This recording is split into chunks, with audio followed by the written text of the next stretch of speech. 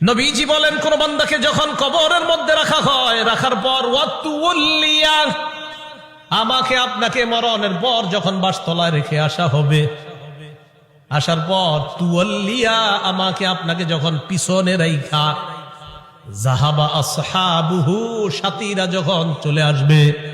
একবার কল্পনা আলেন, রাতের বেলা বিছানায় যখন বালিশে যখন মাথাটা লাগানোর পর কল্পনা করেন আমি মারা গেলাম, যাওয়ার পর বাসতলায় কোন কবরের মধ্যে আমাকে রেখে আমার আত্মীয় স্বজন চলে আসছে, ব্যাপারটা কেমন একটু চিন্তা করেন। আল্লাহ নবী কয়, কোন ব্যক্তিকে কবরের মধ্যে রাখার পর তুয়াল্লিয়া, কবরটা পিছনে রাইখা যাবা আসহাবুহু, যখন তার সাথীরা চলে আসে, বাবা চলে আসে, ভাই চলে আসে, সন্তানরা চলে আসে, আত্মীয় স্বজন সবাই চলে আসে, আল্লাহ নবী বলেন বেশি দূর যায় না, হাত্তা ইন্নাহু লা ইয়াসমাউ কুরআনি আলিহিম, আমরা যে হাইটা হাইটা আসি, আমাদের হাঁটার পায়ের জুতার আওয়াজগুলা ওই কবরবাসী শুনতে পায়। শুনে কেন শুনে জানেন? ওই মুহূর্তে তার দেহের মধ্যে আত্মাটা আল্লাহ দিয়ে দেয়। কেন দেয়? ফায়াতিয়ানিহি মালাকান, দুইজন ফেরেশতা তার কাছে আসে। এটা আবু দাউদের বর্ণনা আর বুখারীর বর্ণনা।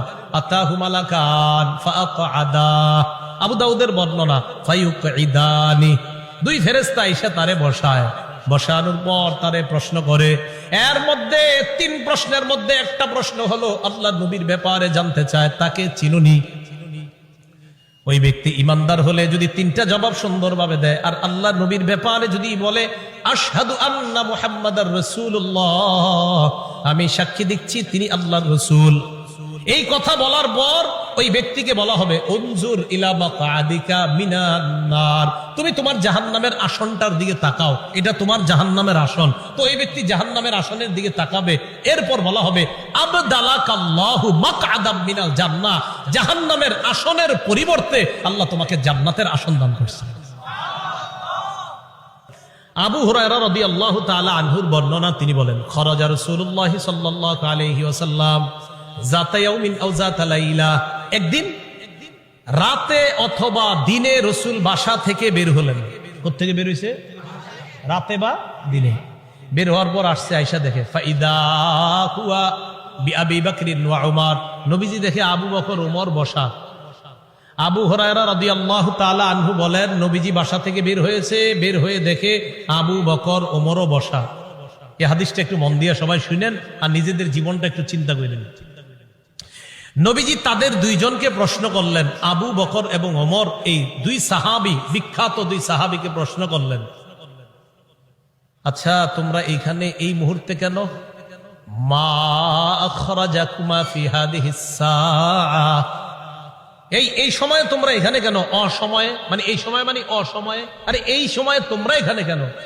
এই হাদিস দ্বারা বোঝা যায় সাধারণত যেই সময় মানুষ ঘর থেকে বেশি একটা বের হয় না, ওই সময়ে নবীও বের হইলেন, আবু বকরও বের হয়েছে, ওমরও বের হয়েছে। নবী বের না হইলে জিজ্ঞাসা করে গেলেন। আবু বকর ওমর জবাব দিলেন, আহারে কি জবাব দেয় দেখেন, ক্বালাল জুউ ইয়া রাসূলুল্লাহ, হুজুর খিদা লাগছে, ক্ষুধার কারণে বের হইছে। সম্পদ সব ছেড়েছে মক্কায়, নবীর সাথে চলে আইছে মদিনায়। নবীজি যে জবাবটা দিলেন, আল্লাহ নবী বললেন আল্লাযী নাফসি বিয়াদিহি আখরাজানিল্লাযী আখরাজাকুমা। আবু বকর ওমরকে আল্লাহ নবী বলেন, আল্লাহর কসম আবু বকর ওমর, তোমরা যে ক্ষুধার কারণে বের হয়েছ, আমিও ক্ষুধার কারণে বের হইছি।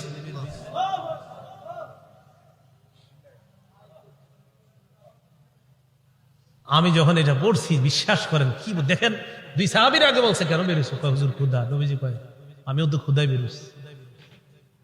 কওমু চলো আমার সাথে চলো। ফাকামু মাআ, দুই সাহাবী আল্লাহ নবীর সাথে চললেন। ফাআতা রাজুলাম মিনাল আনসার, এক আনসারী সাহাবীর বাড়িতে গেলেন। ফাইদা হুয়া লাইসা ফি বাইতিহি, সাহাবী বাড়িতে নাই। রাআতহুল মারআ, ঘর থেকে আনসারীর বিবি দেখা ফেলছে, সর্বনাশ, আমাদের বাসায় এই তিনজনকে, আল্লাহু আকবার, মহিলা চিনে ফেলছে। ভিতর থেকে বলতেছে মারহাবা, স্বাগতম স্বাগতম। এমন মেহমান পাইলে কে স্বাগত না জানায়? আরে সাহাবী রাসূলুল্লাহ সাল্লাল্লাহু আলাইহি সাল্লাম আর আবু বকর ওমরকে যখন আনসারী সাহাবীর বিবি দেখলেন, ভিতর থেকে বলা শুরু করলেন, স্বাগতম স্বাগতম, আপনারা ভিতরে আসেন, ঘরে বসেন। নবীজি ঘরে গিয়ে বললেন, এই না ফুলান, স্বামী কোথায়? মহিলা ভিতর থেকে জবাব দিলেন, যাহাবা ইস্তাজিবু লানা মিনাল মা, হুজুর বৃষ্টি পানি আনতে গেছে আমাদের জন্য। এবার দেখেন কি হয়, ইতিমধ্যে আনসারী সাহাবী আসছে। আসার পর সাহাবী দেখে বাসায় নবীজি, আবু বকর ওমর। আচ্ছা একটু ভাবেন তো মনে মনে, ওই যুগে যদি আপনি হইতেন আর যদি বাড়িতে গিয়ে দেখতেন হঠাৎ নবীজি আর আবু বকর ওমর আপনার ঘরে।